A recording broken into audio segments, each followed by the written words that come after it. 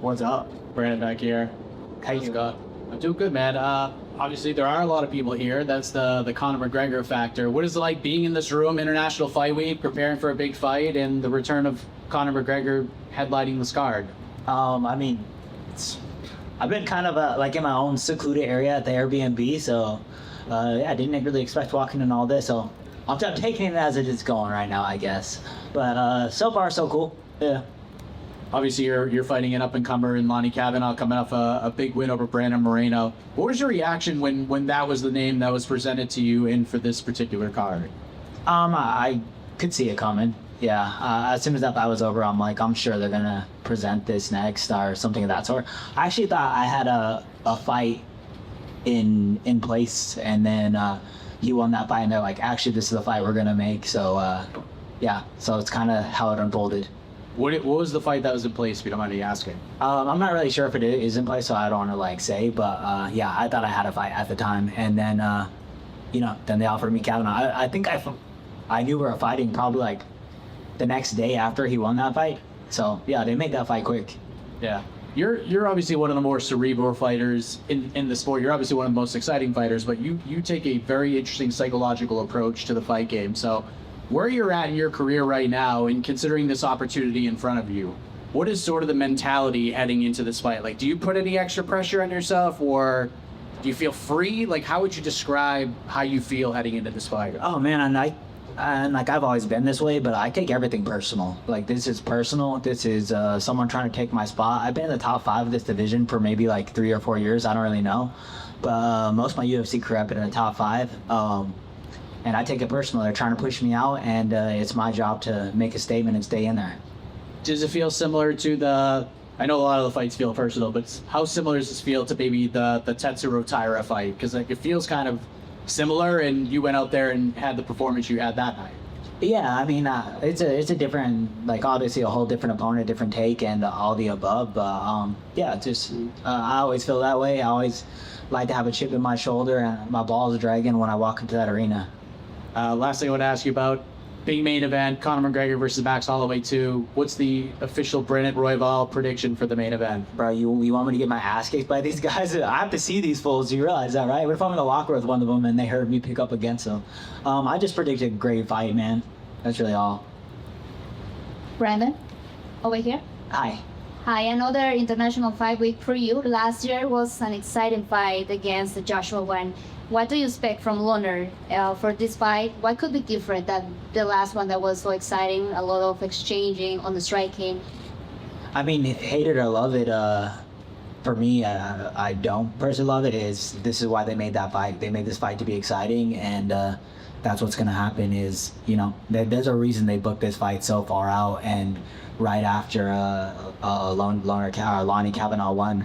It's because this is an exciting fight to make, and this is what they want. This is why I get paid, and this is why I'm here. So the opportunity is fill my pocket full of cash and make a statement, and put on another high performance and fun fight. Lone'er is now on a rising start. If you win this fight, how do you see your path back to be a contender for the fight? Yeah, I mean, I just one step in the right direction, right? It's always that. It's just, you can't look too far forward, can't look too far backwards. It's just one step in the right direction, and hopefully get another big one right after that. Thank you. Jake right here, Rand. What up, dude? Hey, how you doing? I gotta ask, because I saw your post on Instagram, Justin Gaethje winning the title. I know that really had an impact when you got to train with him a little bit. How cool was that, if you're an underdog, people were counting him out, and he went out there and won the title over a legend in Ilya Topuria? Oh man, it was the greatest thing ever. I thought that was just like the perfect end to the White House card. It's like that was so cool. It was so perfect, and you see the guy train. I get to be in the rooms with him, watching him train, watching what he does, and watching his mind state over everything too is just so cool. He's a very unique individual, and that guy went out there and delivered, and I think I said it before the Paddy fight and after the Paddy fight is Justin Gaethje might be the coolest fighter that's ever lived and walked the face of this earth, and he just showed it again and time again. And it's just, I'm lucky to brush shoulders with him. I'm lucky to see his work. I'm lucky to be in some of the same rooms as he is, and you know, and then wave the same flag as he does, man. He made us all a little. I was saying this, I was like, I think the flag in front of my house stood a little bit taller that day, and you know, and for the next weekend afterwards, and yeah, I you know, always happy to be from the USA, but man, he made that really special. And you've got to train with Corey Sandhagen, who's also on this card. What does it mean to be on the same card as him? You guys are both looking to go out there and get wins.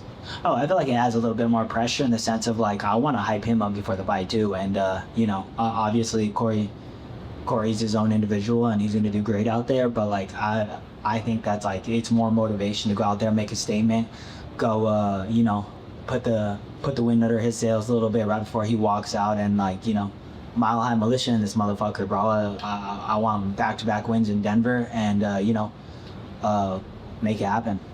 Are you surprised to be the underdog in this fight? No, not at all. I think Lone'er Kavanagh is really good, and I think I was only favorite in the match now fight, so it's like, whatever, fuck you guys, you know. And then just last one for me, we haven't spoken since Kopp got the win over Gaethje. What did you think of that performance? I know you keep an eye on other fighters in your division. Yeah, I mean, just two very high-level fighters. I think both those guys, that fight could have been for a belt, you know? They're very high-level fighters, very skilled, and I think Gaethje in his loss just showed how great he is, too. Hi, Brendan, over here. We have seen you cornering Alexander Hernandez, and he has made big improvements. What do you feel about coaching, and do you think it's going to be a full-time thing for you in the next chapter of your life? No, I don't enjoy coaching. I like watching Alex win. I like watching him perform. I feel bad because I ditched him. I was in the shower. He was supposed to be here today, but we had to take off. I don't want to be late to this. But no, man, it's motivational and it's cool and all the above. But as far as a coach goes, man, I've coached pretty much most of my life, and I don't know. I can't see me doing that forever. I think it takes a lot. It's a hard job. It's a thankless job, and you know, forever grateful for the coaches I had around me. But never really wanted to be a gym owner. Thank you. Thank you. Got on. Hi. Well, last time you were on a 2-5 losing streak, you went on to fight for the title. Do you kind of see that a path like this way? If you get a win over Lonnie? Yeah, my plans isn't always about. My plans to go take out everybody. I know, especially at the top of the sport or even just the flyweight division by itself, everybody's so good. This is the peak of the flyweight division, I think, and you know, anybody could be anybody on any given day, and I thoroughly know I could be all the guys I lost to, and you know, I could lose to anybody any given day too. It's just it's a hard sport, and when you're at the highest level with, I think, one of the most all-around skilled fighters there by weight classes there is, it's and it's any given day, you know. That's I prepared hard for this fight. I prepared smart for this fight, and you know, I believe I did everything I did to win this fight and beat Lone'er Kavanagh. But we'll see. And then one last question outside your fight. With Josh Van and Pantoja most likely fighting next, who do you think that wins that rematch? Oh, bro, I don't know. I really don't know. I think once again, it's any given day. It's Joshua Van, obviously, way slicker of a striker and super cool in his own right. I think Pantoja is the best grappler in the division. You know, at least one of them. So it'll be interesting to see how it plays out. It's one of those, like, maybe it's one round completely dominant, maybe the other round completely dominant. I think as the fight goes on, Joshua Van probably will pick up the pace, and you know, we'll see. But I don't know. I think Pantoja's looked tired his whole entire career, and he's always still there, man. That's the zombie? He's a zombie out there, you know. Good luck, man. Yeah, thank you. Brandon? Yeah, what's up? The last time we spoke, you said you prefer fighting in the Apex rather than the T-Mobile because you're winless in the T-Mobile and you want to... Yeah, I freaking hate this arena. Are you looking forward to another attempt to try and get your first win in there? Yeah, for sure. And I mean, it is what it is. I don't believe in like anything superstitious or anything, but you know, fuck this arena personally. I wish it was any other arena, but yeah, I'm just happy to kind of be here, and you know, being not at the New York is another thing I don't like. If a similar fight to the Josh Van fight last year breaks out against Lon, Do you think that will work for or against you? I think that it'll be a complete advantageous to me. In a dogfight, I'm not losing that against Lone'er Kavanagh. You know, there's Joshua Van brings like a very unique, not unique, but I just don't think he loses his cool ever. I think he stays calm. I think he's very calm under pressure and under fire and all the above, and that's what's making him a champion right now. We'll see if Lone'er Kavanagh does the same. Best of luck. Thank you, brother. And that kind of goes along with my question. Is there part of you that makes it a goal to introducing dogfight into this fight, given how, you know, young Lonnie is in his UFC career? Hey, for sure. I always think in a dogfight, I come out on top. I think under chaos, I'm one of the best fighters there is. Under chaotic situations and all that stuff is sadly where I thrive best in life. You know, is under the gun. So. Yeah, of course. Yeah, I'm down to bring it there. I'm down to make this a dirty fight. I'm down to make this a fight of the night, fight of the year, whatever it is. I want it. You know, I want that smoke, and you know, and I prepared for that. I prepared for a hard fight, and we'll try to make it that. Gabe, finish up. Hey, Brandon. I think most people would argue no other flyweight has had quite as difficult a schedule as you in terms of the level of competition.